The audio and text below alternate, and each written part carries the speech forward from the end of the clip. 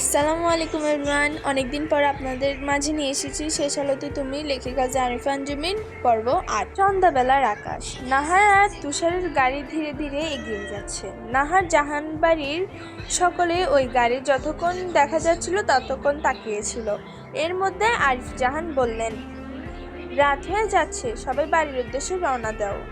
আরিফ জাহানের কথায় সবাই আস্তে আস্তে বরাদ্দকৃত গাড়িতে উঠে পড়ল। গাড়ি ধীরে ধীরে চলতে শুরু করলো। আয়ান আফরিনের কাছে গিয়ে দাঁড়ালো। আফরিন কাঁদতে কাঁদতে অবস্থা নাজেহাল করে ফেলেছে। করবে না কেন? সেই তো ছোট থেকে নাহারের আদরে বেড়ে উঠেছে আফরিন। ভাবে একা হয়ে পড়বে ভাবেনি কখনো। অনামিকা তাকে শান্ত করার চেষ্টা করছে। আয়ান অনামিকা আর ফারিসার উদ্দেশ্যে বলল, তোরা যা, রাত হয়ে যাচ্ছে, আমি আলোকে নিয়ে আসছি। আয়ানের কথায় ওরা চলে গেল, রেখে গেল কান্নারত রমণীকে। আয়ান আফরিনের সামনে হাঁটু গেড়ে বসে কাঁদল, বলল, আলো আমার দিকে তাকা। আফরিন তার ওই মায়াবী ভেজা চোখের আয়ানের দিকে তাকালো। চোখ মুখ লাল হয়ে একাকার অবস্থা হয়ে গেছে। আয়ান আফরিনের গালে হাত দিয়ে বলল, এত কাঁদার কি হয়েছে আলো? আর কারো বোনের বিয়ে হয়নি? তুই এমন কান্না করছিস কেন গাধা? প্রথম কোনো পুরুষের হাতে স্পর্শ পেয়েছে আফরিন। তার ভেতরে কেউ অস্বস্তি বোধ হচ্ছে। বুঝলো আফরিনের ব্যবহার। তৎক্ষণাৎ আয়ানের উঠে দাঁড়িয়ে পড়লো। আফরিনকে বলল, রাত হয়ে যাচ্ছে আলো, এবার যেতে হবে। যা, কাদার বাসায় ফিরে কাঁদিস, উঠ। আয়ান দাঁড়িয়ে রইল। আফরিন এবার বসা থেকে উঠে দাঁড়ালো। চোখের পানি মুছে সে আয়ানের সাথে বেরিয়ে আসলো। ওদের আসতে দেখে উজান আর অনামিকা বলে চলে গেল। আবরারের বাইক একটু দূরে রাখাই সে ফারিসাকে বলল, ফারিসা একটু অপেক্ষা করো, বাইক ওইদিকে রেখে আসছি আমি। আবরারের কথায় ফারিসা দাঁড়ালো। আয়ান বাইক স্টার্ট দিয়ে আফরিনের দিকে তাকিয়ে বলল, আলো উঠে পড়ো। আফরিন আয়ানের কথায় উঠে পড়লো। আয়ান আবার বলে উঠল, ধরে বস, না হলে পড়ে যাবি। আফরিন ধরল আয়ানের কাঁধ। ইতিমধ্যে আবরার আর ফারিসা বেরিয়ে পড়ল। নাহার এখনো কাঁদছে, সে দুর্বল হয়ে পড়ছে। তুষার নাহারের মাথা তার কাঁধের উপর রেখে মাথায় হাত বুলিয়ে দিতে বলল, কেঁদো না নাহার, তুমি ক্লান্ত হয়ে পড়েছো, আর কেঁদো না প্লিজ। তুষার নাহারের হাত শক্ত করে ধরে রেখেছে।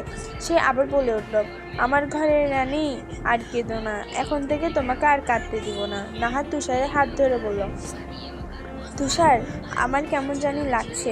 এতদিন মায়ের আদরে বড় হয়েছি আমি যদি কোনো ভুল করে ফেলি নতুন জীবনে।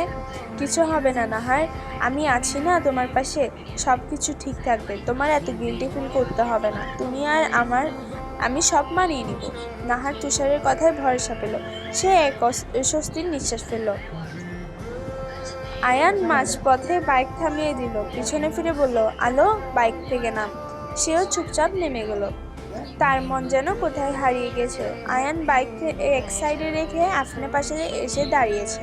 সে আফরিনকে বলল, আয় আমার সাথে আলো। আফরিনও কোনো প্রতিক্রিয়া না দেখিয়ে আয়ানের পাশে হাঁটতে লাগলো। খোলা আকাশ, বাতাস হয়েছে হালকা হালকা। আয়ান তার হাতগুলো বুকের সঙ্গে ভাঁজ করে রেখেছে। সে আফরিনের দিকে তাকিয়ে দেখলো এই মেয়ে চুপচাপ নিচে তাকিয়ে হাঁটছে। আফরিনকে বলল, আলো, তোর কি বেশি মন খারাপ? আয়ানের প্রশ্ন শুনে আফরিন আয়ানের পানে তাকালো।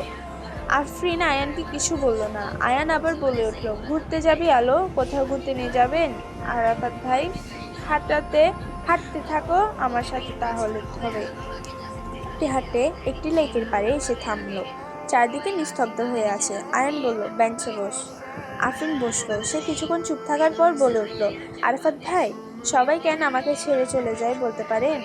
সবাই বলতে, এই যে আপনি চলে গেলেন, আপনি আগের আরাফাত ভাই নেই, আর এখন আপুও চলে গেল। বোকা মেয়ে। নাহার আপুই কি এভাবে চলে গেছে? আবার আসবেন। তোর থেকে কেউ চলে যায়নি। কেন আপনি জাননি? আপনি আমার আগের আরাফাত ভাই নেই জানেন, যে আমাকে জ্বালাতো, আমার জিনিসের ভাগ নিত। আপনি সে আরাফাত ভাই ধন। আয়ান কিছু বলল না, চুপচাপ বসে রইল। আফরিন আয়ানকে চুপচাপ থাকতে দেখে তার দিকে তাকালো। সে আবার বলল, কেন এমন হয়ে গেলেন আরাফাত ভাই? আয়ান তখনও আফরিনের চোখে তাকালো। সে বলে উঠল, আইসক্রিম খাবি আলো? আপনি কথা এড়িয়ে যাচ্ছেন আরাফাত ভাই। একদিন সময় হলে তুই বুঝবি কেন আমি এমন হলাম। এখন এসব বাদ দে, আয় আমি আইসক্রিম নিয়ে আসি, দাঁড়া। এই বলে আয়ান চলে গেল। একটু দূরে আইসক্রিম দোকান। আফরিন চুপচাপ বসে রইল। মিনিট কয়েক পরে আয়ান 2টি আইসক্রিম নিয়ে এসে বলল, এই নে ধর আলো, চকলেট আইসক্রিম তোর পছন্দ, ধর নে। আয়ানের হাত থেকে আফরিন আইসক্রিম নিল। সে খেতে খেতে আয়ানকে বলল, আকাশটা অনেক সুন্দর লাগছে তাই না আরাফাত ভাই? অনেক সুন্দর লাগছে। জানেন, অনেকদিন পর এভাবে আসলাম। অনেকদিন পর মানে? তুই কার সাথে আসতি আবার? আরে বাবা, কারোর সাথে না আর কি, এমনি বললাম। এরকম সময় আগে কাটাইনি তো। তোর মন ভালো হয়েছে আলো? আচ্ছা তাহলে এখন চল। আরেকটু থাকি না আরাফাত ভাই? আজ নয়, অন্য কোনো একদিন, দেরি হয়ে যাচ্ছে, চল। আফরিন আর কি করবে, উঠে পড়লো। আয়ানের সাথে হাঁটতে হাঁটতে চলে গেল বাইকের কাছে। আসসালামু আলাইকুম এভরিওয়ান। আজকের পর্ব এতটুকুই। এক্সাম চলার কারণে ঠিকমতো ভয়েস ওভার করতে পারছি না, যার কারণে আপনার 4-5 দিন বা 1 সপ্তাহ মানে দেরি হচ্ছে। এক্সাম শেষ হলে আবারও রেগুলার হওয়ার ট্রাই করব। ততদিন আপনারা সাপোর্ট দিয়ে